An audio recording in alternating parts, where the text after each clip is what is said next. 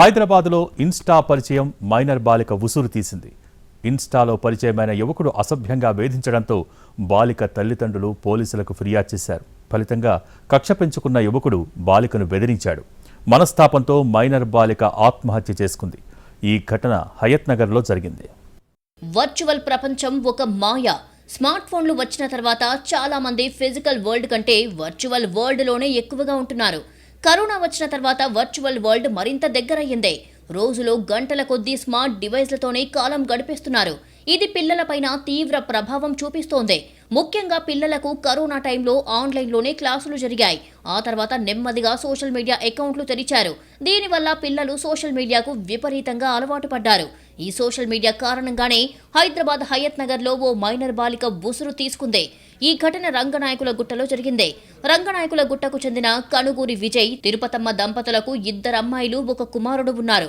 వీరి చిన్న కుమార్తె ఇటీవల 9వ తరగతి పూర్తి చేసిందే. స్థానికంగా ఉంటున్న పానుగోటి రోహిత్ అనే యువకుడు నిత్యం ప్రేమ పేరుతో మీనాక్షిని వేధిస్తున్నాడు. రోహిత్ తన తమ్ముడి సోషల్ మీడియా ఇన్స్టాగ్రామ్ అకౌంట్ నుంచి మీనాక్షికి అసభ్యకరమైన మెసేజ్లు పంపినట్లు యువతి తండ్రి విజయ్ తెలిపాడు. రోహిత్పై చర్యలు తీసుకోవాలని మీనాక్షి కుటుంబ సభ్యులు 2 రోజుల క్రితం హయత్ నగర్ పోలీస్ స్టేషన్లో ఫిర్యాదు చేశారు. అయితే బాలిక కుటుంబంపై కక్ష పెంచుకున్న రోహిత్ ఇంట్లో ఎవరూ లేని సమయంలో అక్కడికి వచ్చాడు. మీనాక్షిని బెదిరించాడు. దీంతో మనస్తాపానికి గురైన మీనాక్షి ఆత్మహత్య చేసుకుందని కుటుంబ సభ్యులు ఆరోపిస్తున్నారు. 2 రోజుల క్రితం ఇచ్చిన ఫిర్యాదును పోలీసులు పట్టించుకుని ఉంటే ఈ ఘోరం జరిగి ఉండేది కాదన్నది వారి వాదన.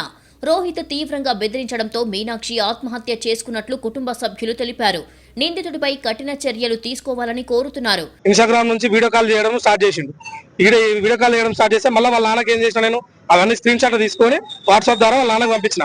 వాళ్ళ నాన్న నేను ఊర్లో ఉన్నా వచ్చి మాట్లాడుతా అన్నాడు. 24వ తారీఖు నుంచి మొదలు పెడితే నిన్న 4వ తారీఖు వరకు కూడా ఏం మాట్లాడకపోగా వాడు మళ్ళీ నిన్న మెసేజ్ మా బాబాని మళ్ళీ అరెస్ట్ చేసుకుంటా వాడు మళ్ళీ ఇన్స్టాగ్రామ్ లో పెట్టిండు. 4వ తారీఖు రోజు పెడితే నేను ఏం చేసిన, వచ్చి డైరెక్ట్ వాళ్ళ నాన్నకి ఇంటిమేషన్ ఇచ్చిన. వాట్సాప్ లో పెట్టిన ఫోటోలు కూడా పెట్టిన వాళ్ళ నాన్నకి. వాళ్ళ నాన్న రెస్పాన్స్ కాకపోయేసరికి నేను 5:30 PS వచ్చిన. 5:30 PS వచ్చేసి సార్ పేరు ఏందో ఐడియా లేదు, కంప్లైంట్ ఇచ్చిన. మా పాపని ఇట్లా అరెస్ట్ చేస్తామని చెప్పి మా చిన్న పాప మా పెద్ద పాపని తీసుకొని వచ్చి నేను స్టేషన్ లో కంప్లైంట్ చేయగానే ఆయన పట్టించుకోకపోగా వల్గర్గా మాట్లాడి ఆ పేపర్లు నేను జిరాక్స్ ఫోటో తీసుకుంటా అంటే కూడా ఫోటో కూడా ఇవ్వలేదు నాకు. ఆయన చర్య తీసుకుంటే నా పాప బతికేది. 15 ఏళ్ల పాప నా పాప. హయత్ నగర్ పిఎస్లో ఫిర్యాదు చేసిన సమయంలో కేసు నమోదు చేయలేదంటున్నారు కుటుంబ సభ్యులు. అంతేకాదు యువకుణ్ణి పిలిచి ఎటువంటి కౌన్సిలింగ్ ఇవ్వలేదని ఆరోపిస్తున్నారు. సోషల్ మీడియాలో పరిచయాలు ఇలాగే కొన్నిసార్లు విపరీత పరిణామాలకు దారితీస్తున్నాయని నిపుణులు చెబుతున్నారు. కాబట్టి పిల్లలు సోషల్ మీడియా అకౌంట్లలో ఏం చూస్తున్నారు, ఎవరితో మాట్లాడుతున్నారు అనే విషయాలపై దృష్టి పెట్టాలని కోరుతున్నారు.